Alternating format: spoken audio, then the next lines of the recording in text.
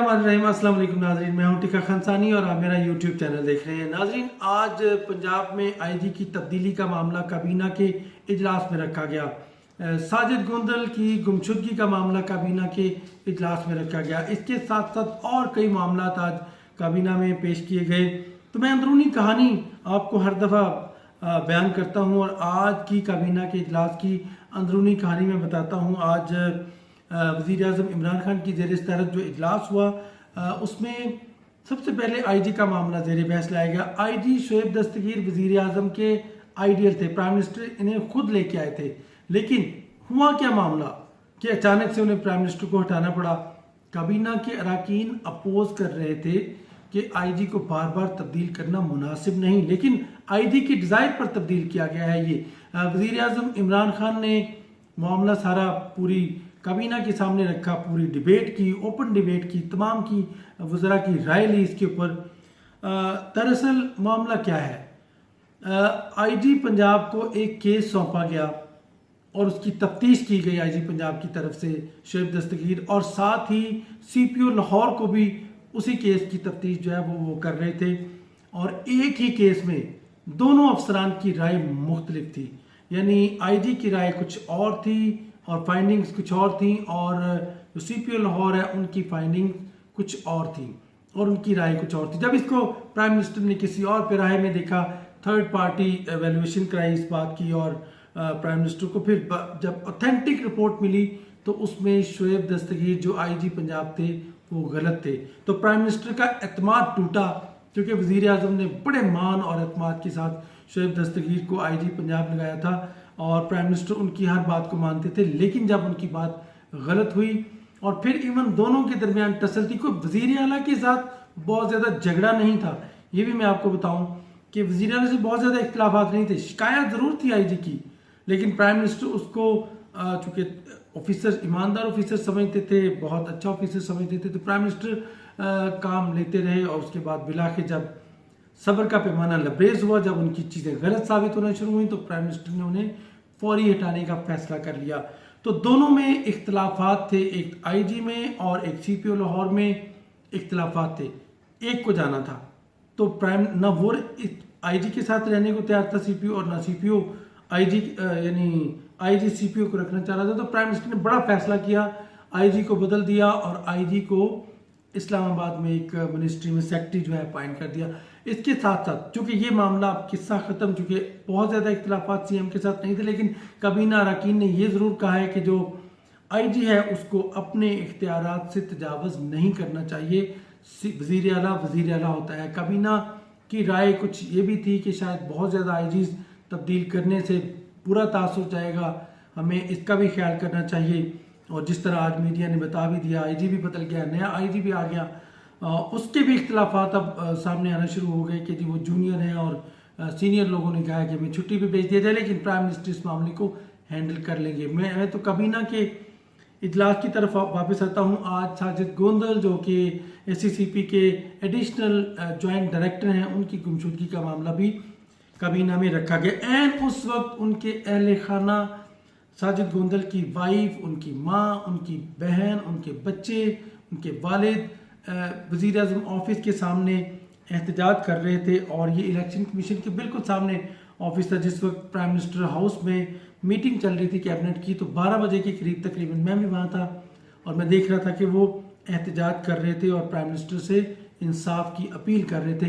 तो वज़ीर आज़म ने आज ये मामला सामने रखा, चूँकि आईजी को भी बुलाया गया था, चीफ कमिश्नर भी मौजूद थे, और प्राइम मिनिस्टर ने दोनों से राय ली, रिपोर्ट मांगी, साजिद गोंदल की गुमशुदगी की, और प्राइम मिनिस्टर ने इस वाक़े की रिपोर्ट के बाद बाकायदा हुक्म दिया कि उनकी बाजियाबी के लिए फौरी इक़दामात उठाए जाए। इसके साथ साथ चूँकि ये इंसानी हकूक़ का मसला था, गुमशुदगी के वाक़यात पहले ही रजिस्टर्ड हैं, जो मिसिंग पर्सन कमीशन है वो इस मामले को देख रहा है। तो प्राइम मिनिस्टर ने एक पहले तो 3 रुकनी कमेटी का हम सुन रहे थे कि 3 रुकनी कमेटी की प्राइम मिनिस्टर ने मंजूरी दे दी है, जिसमें शीरी मज़ारी, डॉक्टर शीरी मज़ारी वफाकी वज़ीर इंसानी हकूक़, और बैरिस्टर शहजाद अकबर जो कि वज़ीर दाखिला हैं और एहतसाब हैं, उनकी जिम्मेदारी प्राइम मिनिस्टर ने लगाई थी, उनको कमेटी में शामिल किया था।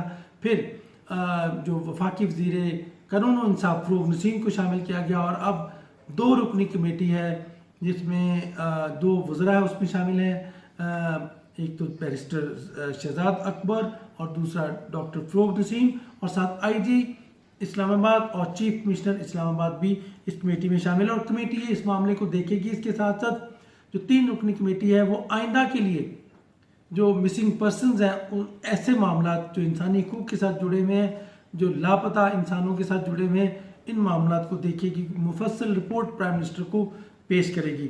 तो ये 2 बड़े आज फैसले हुए हैं। लेकिन साथ ही प्राइम मिनिस्टर ने, चूँकि आज मुआशी इशारियों पर ब्रीफिंग दी जानी थी वो नहीं हो सकी, और भी कुछ एजेंडा आइटम्स मौखर कर दिए गए। लेकिन आज प्राइम मिनिस्टर के सामने पनाहगाहों का मामला रखा गया। इस्लामाबाद में जो पनाहगाहें बनाई गई हैं उनको मॉडल पनाहगाहों में तब्दील करके उनके लिए बेहतरीन क्राकरी, बेहतरीन खाने का सिस्टम, बेहतरीन रहने का सिस्टम, इसके अलावा उनके वज़ू की जगह सर्दियाँ आ रही हैं तो उनको सर्दी से बचाने के इंतजाम, तो एक मॉडल पनाहगाहें जो है तरलाई में शुरू की गई है। इस्लामाबाद के 5 पनाहगाहें जो है उनको मॉडल बनाया जाएगा। प्राइम मिनिस्टर ने सानिया निश्तर की तारीफ़ की, उन्होंने ब्रीफ किया, और साथ ही MD बैतुल माल जो है उनकी मुद्दत मुलाजमत में तोसी भी कर दी गई है, चूँकि उनका भी इसमें काफ़ी रोल था।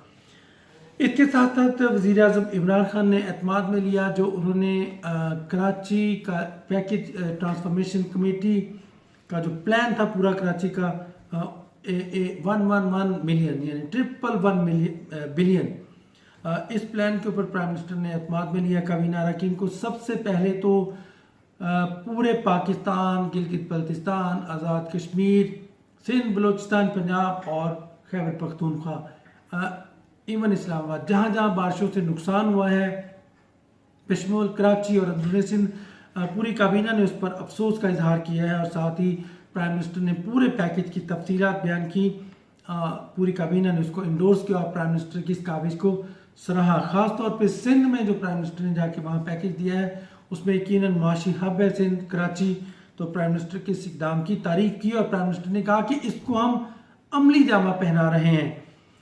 मीडिया की बकायाजात का मामला भी काबीना में इजलास में पेश हुआ। 1 अरब 16 करोड़ पे वाजबात थे, लेकिन आसिम सलीम बाजवा साहब की एफर्ट से अब सिर्फ उस 1 अरब तो अदा हो चुका, अब सिर्फ 16 करोड़ रह गए। तो इस पर प्राइम मिनिस्टर काबीना ने एतमाद का इजहार किया।